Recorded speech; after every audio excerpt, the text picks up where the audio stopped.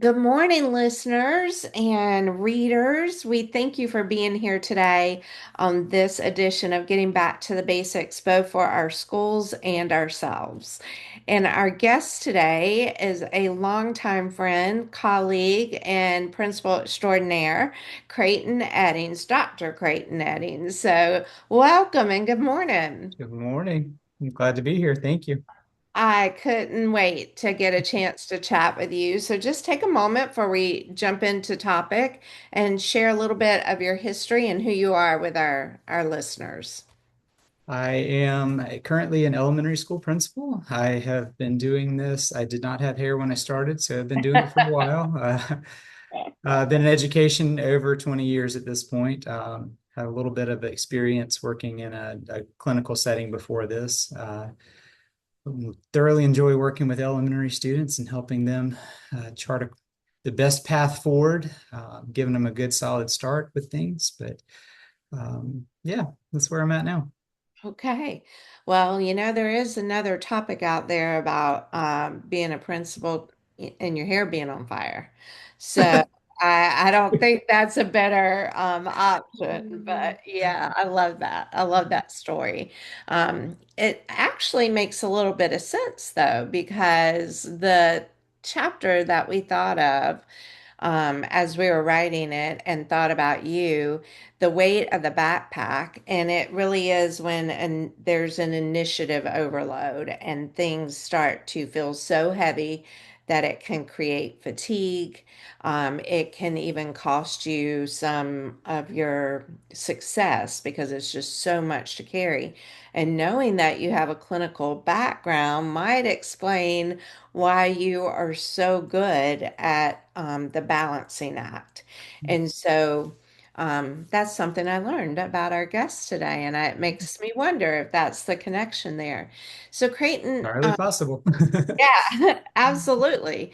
Um, so, knowing that that's the topic of our chapter, I do want the listeners to know like, we've been able to watch you from afar. And when we're watching you from afar, you have this skill set that allows you to look at what the district is extending as expectations, as initiatives, and it lets you take those asks and then come up with a way to convey the purpose, present it, honor it, but yet keep it at a place that, hey, here's the bigger picture. This is how it pertains to us. And you're able to do that without running the risk of fatigue or weighing your staff down. You really do have such a skill set.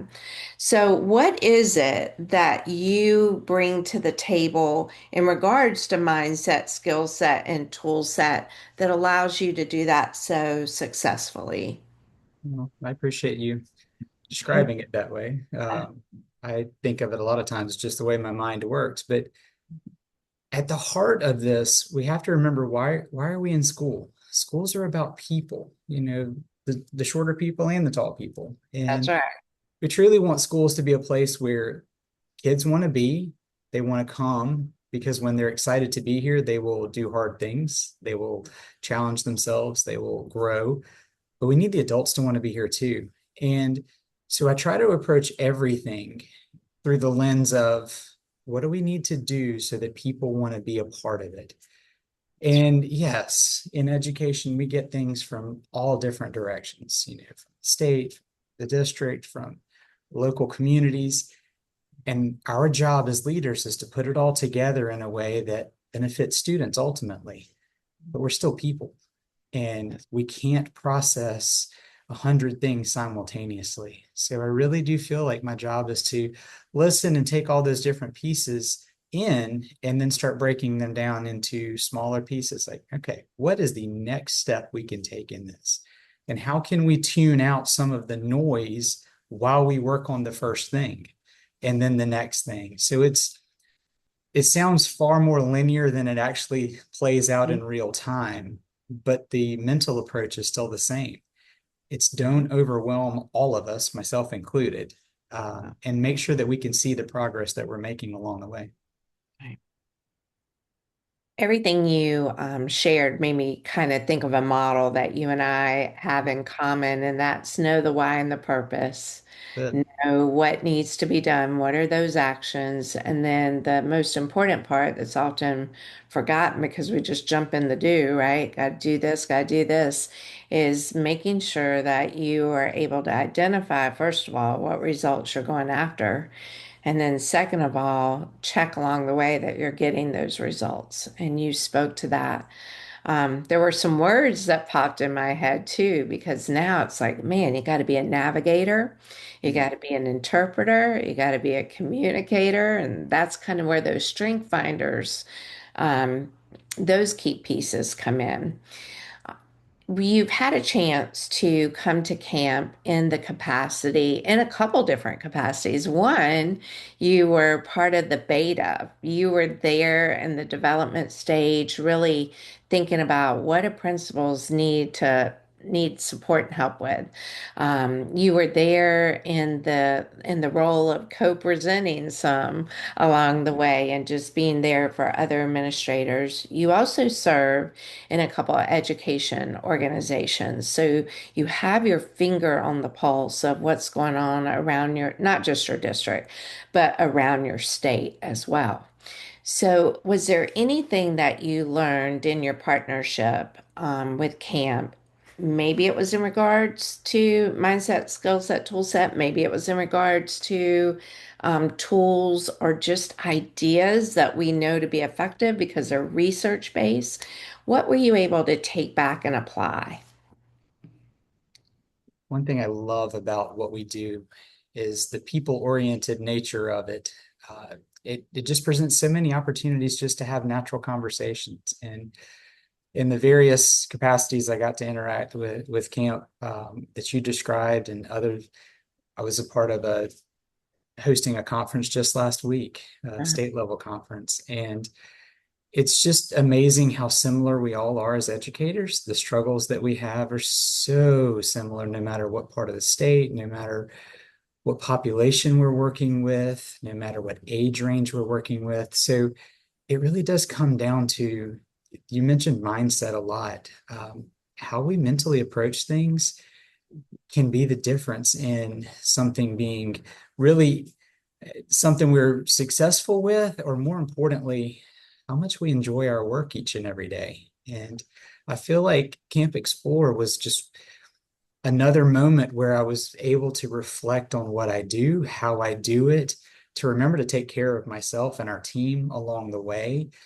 But quite honestly, it's just one of those things where remember that we're doing this for the right reason and we need to find the fun in it. There's got Yeah. to be that element as well.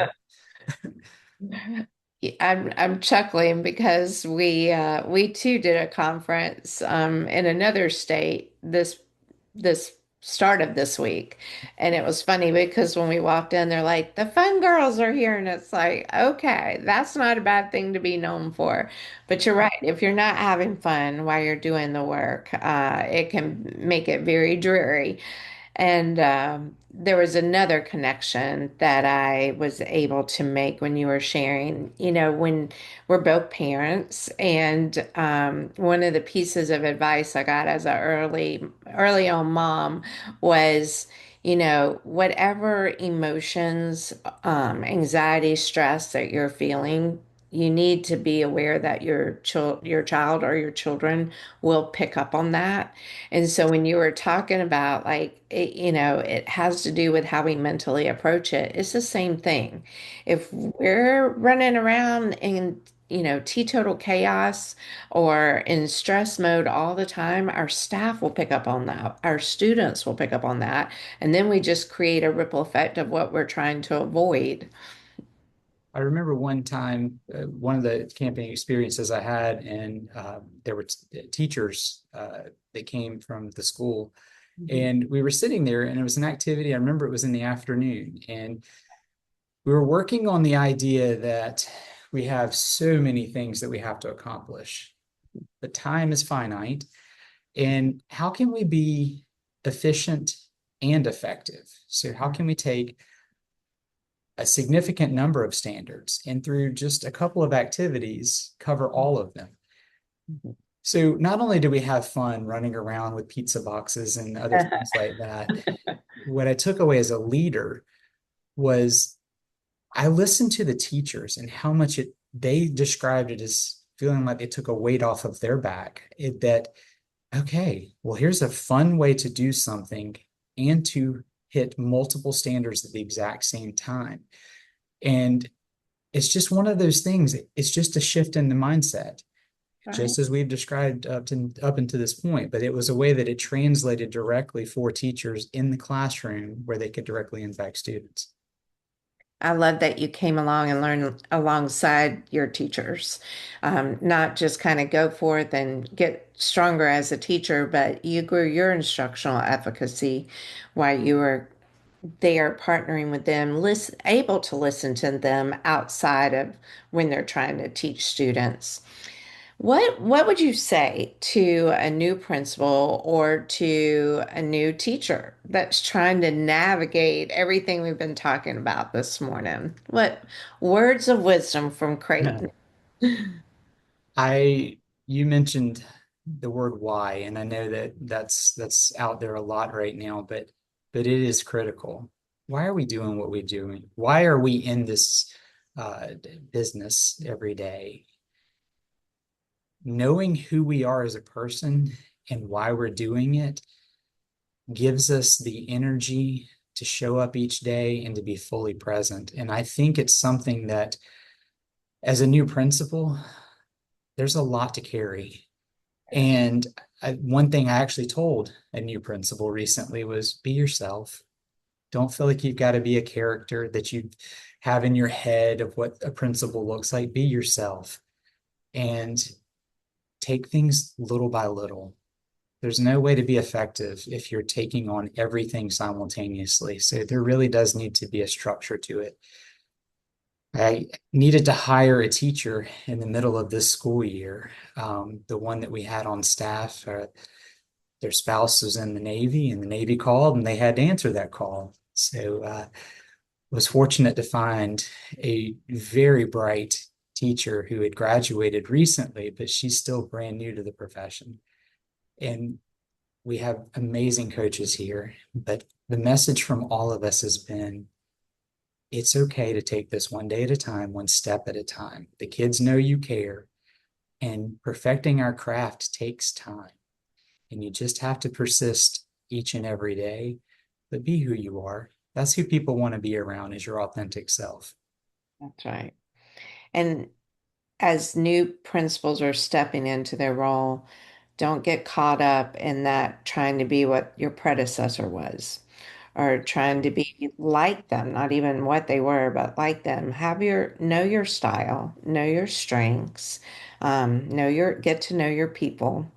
Um, all those things will bring you back to your why.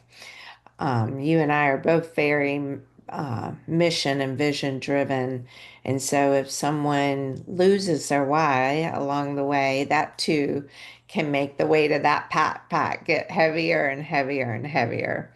It does. And when the backpack gets heavier, it's clear to those around us, but it Mhm. also makes their jobs more difficult because all of a sudden it's not clear to them what they're trying to accomplish. And, you know, the idea as leaders is that we create other leaders and we have people around us who are able to make decisions, but we're all heading in the same direction. And if it gets muddy for us, then all of a sudden progress slows down and they live in uncertainty every day. So I like the way you said that. Yeah, I think uncertainty is a land nobody wants to be in, and you're getting ready to go through a shift in your schools, and that may create a little bit of uncertainty. But know that we're here, and know that you know your why, so you're going to do great with Appreciate that. whatever challenges come your way. Before we wrap up, there is a quote in the book that says, "When everything keeps changing, people don't resist; they brace." Hmm. That's pretty deep, huh? That's a profound quote, isn't it? Yeah. What's it mean to you? This will absolutely surprise you, but I go back to mindset. And Mm, change truly is inevitable in our world, and how we navigate it comes back to how we frame it in our mind. You can brace and be like, oh, I'm going to avoid it as long as possible. Or we can try to figure out what's the change all about? What is the change? Is it necessary? And if so, what are we trying to accomplish through it? And the faster we lean into it, the easier it is to get through and actually be successful on the other side. I think our listeners will understand that calming effect that you have as they listen to this podcast today. You do. You are, even when the building is on fire, you're going to remain calm, level-headed. But there's a level of passion and heart that comes through that level-headedness. So I cannot thank you enough for being here, sharing your thoughts with us, sharing your experiences, and giving some words of wisdom to our listeners. Thank you again for joining us. Thank you, Dana. I appreciate it. You're welcome.